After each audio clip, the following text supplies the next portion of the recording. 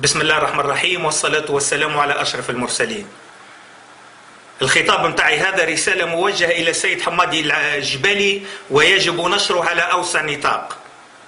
سيد الكريم، نحن شرفاء الساحل نطلب من سيادتكم اتخاذ إجراء عاجلا وفورا في حق الفاسد آمر الحرس الوطني ووالي سوسة سابقا المسمى عبد الرحمن الإمام، من بعد التشكيات المتكررة من أهالي وشرفاء ولاية سوسة. وما حبيتش نكتب لك جواب ونبعثه لك لأنه الشعب التونسي وأنا ملينا من كتبان جوابات بدون فايدة، وإن الناس الكل نعرفه ونحن الكل نعرفه، والتوانسة والزواولية والشرفاء تعرف أنه التجمع مازال خلاياه السرطانية مازالت موجودة في جميع الدوائر الحكومية. ونخاف الجواب هذايا والكلمة هذه أنا متصل لكش. وفي تونس ولا كل شيء بالمكشوف، وتعبنا وتعبنا وملينا من كتابة كلمة سري مطلق، لأنه تونس في عهد الديمقراطية، عهد الحكومة الشرعية اللي سيادتكم تمثلوها، ما عادش حد شيء مخبي، ويلزمنا نكشفوا كل شيء باش نتعلموا ونحاسبوا رواحنا ونتعلموا من الأخطاء متاعنا. إذا هذا حبينا نتقدموا فعلا، وإذا هذا قلنا عملنا ثورة. سيدي رئيس الوزراء، أن هذا الأخير اللي ممنوع من الصفر قد اتخذ من بيته مقرا للاجتماعات سرية جمعته أخيرا ببعض رموز حكومة الظل اللي يحكى عليها سيد الرئيس المنصف المرزوقي شخصيا، وكان هذا تحت سمعي وبصر كل الناس في المنطقة، وتقولش عليه ميزال في عهد المخلوع، واللي قاعد يحاول بأي طريقة للهروب من العقاب، علما سيدي أن الإشاعات اللي قاعدة تدور حاليا في المنطقة وفي ولاية سوسة وما جاورها أنه قد يكون يحضر مع بعض كوادر الداخلية اللي عزلهم فرحات الراجحي وحكومة الظل إلى انقلاب مسلح. وأعيدها أني أحذركم من انقلاب مسلح ستشارك فيها عدد لا بأس به من المعارضين التجمعيين المنتخبين حاليا والمتخبيين تحت جبهة قائد السبسي حاليا. ونحن تعلمنا في تونس أن العظمة إذا قالت تقمة إلا ممكن يكون فيها شق. هذا العميل التجمعي القواد لسليم شيبوب وطرابلسية وبن علي عنده فيلا في تقاطع طرقات يا زواولية، عنده فيلا في تقاطع طرقات. وصدقوني وقت نقول لكم أني تعتبر المعجزة التاسعة والعاشرة. اسمعتوش يا توانسة بجامع العابدين اللي في قرطاج وما فيهوش أذان؟ دار سي عبد الرحمن الإمام طيحت على الجامع متاع بن علي. اتصوروا هذا الفاسد الواطي عبد الرحمن الإمام جاء في رون بوان وبنى دار بطريقة غير شرعية ولا رخصة بناء ولا شيء، لا لكونه أنه والي. واللي يحب يتفرج عليها ما عليه كان بس يمشي لتقاطع الطرقات لترواد دولفان اللي تحت خليج الملائكة بمدينة أكودا، اللي فكوه الطرابلسية من الكوادة بالمليم الرمزي ب 800 مليم المتر، وباعوه ومازال يبيع فيه عبد الرحمن الإمام اللي صالح الطرابلسية بأسماء مستعارة باش ما يظهرش هو في الصورة ب3 ملايين المتر المربع.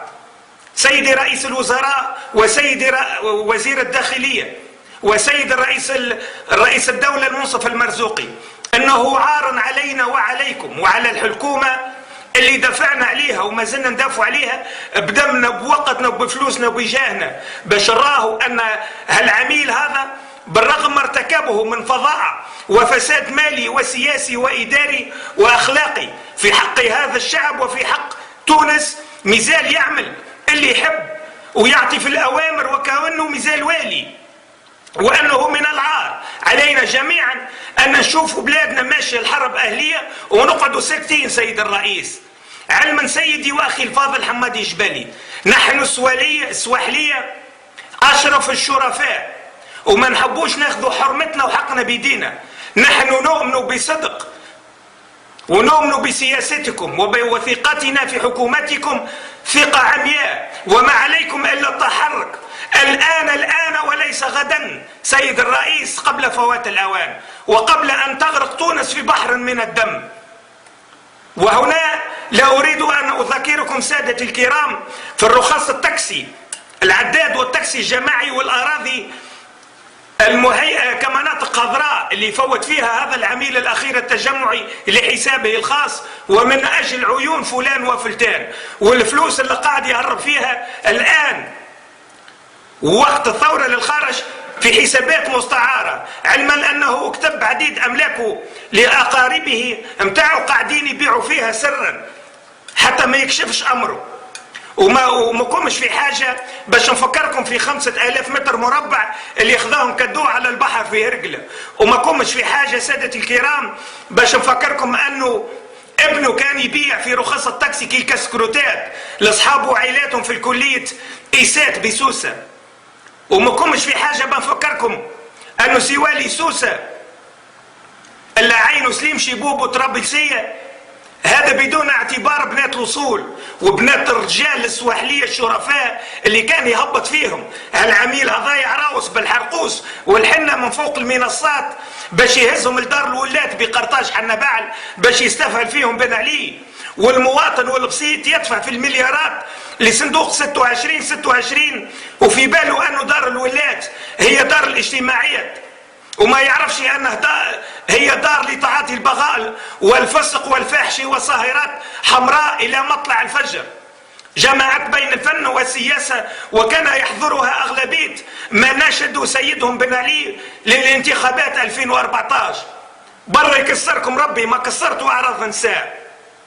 سيدي رئيس الوزراء، أن المدن الساحلية بأكملها ولات كبركان ينتظر باش يفور في كل لحظة، وإذا فار صدقوني فإني أؤكد لكم أنه سيحرق الأخضر واليابس. فرجاء سادتي الكرام، رجاء سيدي الفاضل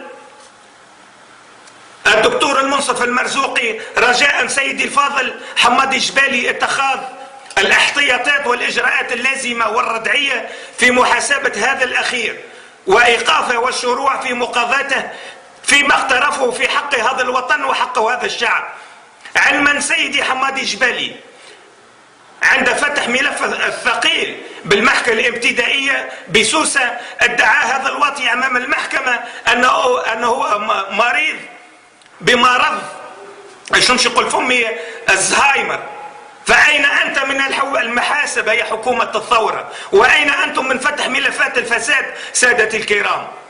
ولو كنت نعرف أنه مرض الزهايمر ولا الزمهرير ولا الزمارة متاع مذهب بوه الكلب إيمان نعمل حبس راني جبت لكم فيه شهادة طبية من قبل ما نهبط لتونس. علما إخواني أخواتي يا زوالية عبد الرحمن سقير أنه لما يعرفش ما هو معنى مرض الزهايمر هو مرض فقدان الذاكرة، وسي عبد الرحمن الإمام جاته فقدان الذاكرة وقد هرب بن علي، وإن شاء الله الفيديو هذا يرجع له ويرجع البرشا من الناس الذاكرة من جديد. عشتم وعاشت تونس حرة مستقلة، عشتم وعاشت تونس حرة عربية مسلمة أبد الدهر، والسلام عليكم ورحمة الله وبركاته.